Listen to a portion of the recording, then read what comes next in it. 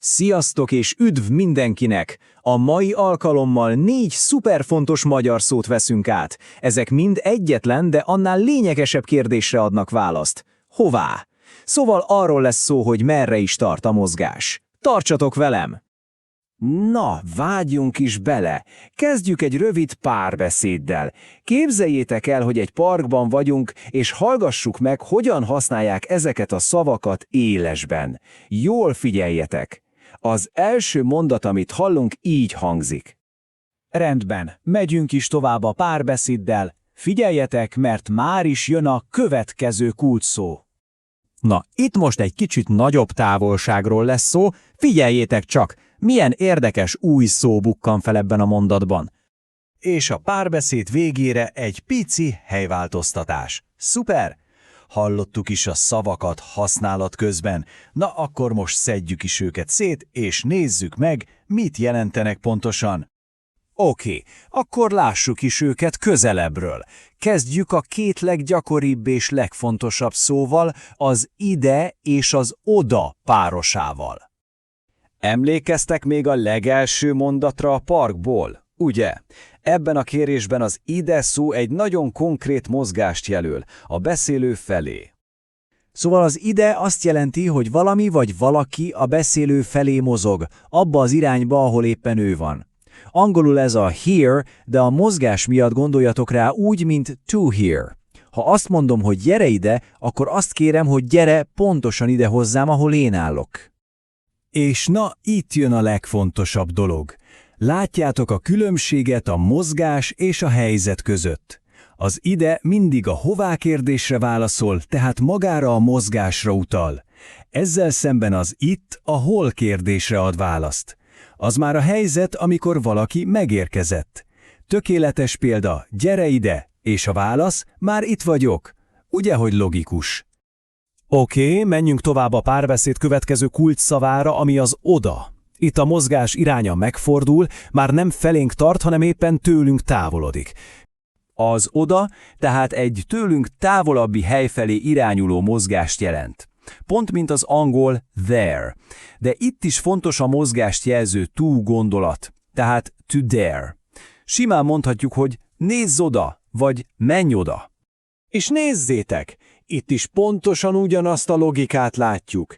Az oda a mozgásról szól, arról, hogy oda megyünk valahova.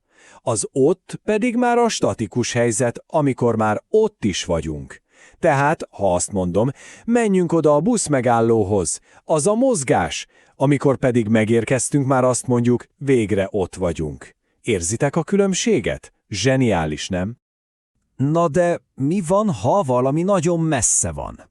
Erre is van egy szavunk.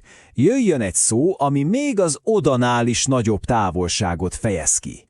Lehet, hogy ezt ritkábban halljátok, de higgyétek el, nagyon kifejező. Emlékeztek a párbeszédből az autós részre. A kék autó ugye itt van közel. Na de a piros? Az bizony amoda van, a fa alatt. Ott van az a bizonyos szó. Szóval az amoda olyan, mint az oda, csak egy kicsit, hogy is mondjam, fel van turbózva. Sokkal nagyobb távolságot jelez. Nem csak simán oda, hanem jó messze amoda. Angolul a way over there a tökéletes fordítása. Tehát a lényegi különbség a távolság. Az oda egy olyan hely, ami távol van, de még tisztán látjuk. Ezzel szemben az amoda egy még annál is távolabbi pontot jelöl, ami talán már majdnem a horizonton van. És elérkeztünk az utolsó szavunkhoz. Ez egy kicsit más, mert egy egészen apró mozgást ír le. Itt már nem nagy távolságokról beszélünk, hanem csak egy pici helyváltoztatásról. Ugye emlékeztek a párbeszéd végére? Pontosan ott hangzott el az odébb szó. Figyeljétek meg, hogy itt a kérés tényleg csak egy apró, pici elmozdulásra vonatkozik. Az odébb tehát egy kis elmozdulást jelent a mostani pozíciónkból, tényleg nem messzire, csak egy lépéssel arrébb. Az angol a bit further vagy aside tökéletesen leírja, ez egy nagyon hasznos szó. Például, ha valaki pont előtted áll, simán mondhatod neki, bocsi, állnál egy kicsit odébb? Rendben, most, hogy mind a 4 szót megnéztük, foglaljuk össze a tanultakat. Van ugyanis egy nagyon egyszerű szabály, ami mindegyikre igaz. Na, mi a közös bennük? Hát persze. A kérdés mindig a hová. Mind a 4 szó a hová kérdésre válaszol. Tehát mindig a mozgást, az irányt jelölik, soha nem a statikus helyzetet. Nem az a kérdés, hogy hol van, hanem az, hogy hová tart. És ez a táblázat, hát ez tökéletesen összefoglalja a lényeget. Ha mozgásról van szó, és a kérdés a hová, akkor ez a 4 szó lesz a legjobb barátod. Ide, oda, amada és odébb. Ez mondhatni a magyar nyelv mozgásának az alapköve. Na de a tudás mit sem ér gyakorlás nélkül, igaz? Próbáljuk ki ezt együtt, most azonnal. Először is mutass rá a székedre, és mondd ki hangosan. Ide ülök. Érzed, ahogy a szó a mozgást jelöli? Szuper!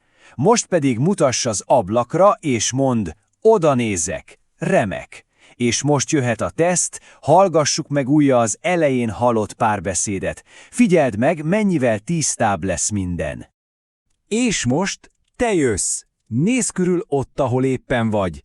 Mit tennél ide, a közeledbe, és mit tennél oda, egy kicsit távolabb?